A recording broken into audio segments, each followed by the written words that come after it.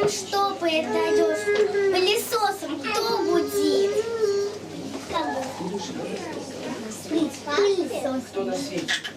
Кто на свете психует, перевозки всегда бежит, даже папу кто главней, и кому семья почет. Кто споет нам на ночь песню, чтобы сладко заснуть? Кто добрее всех и чудесней?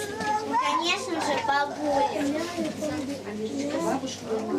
Бабушку и маму сегодня поздравляю.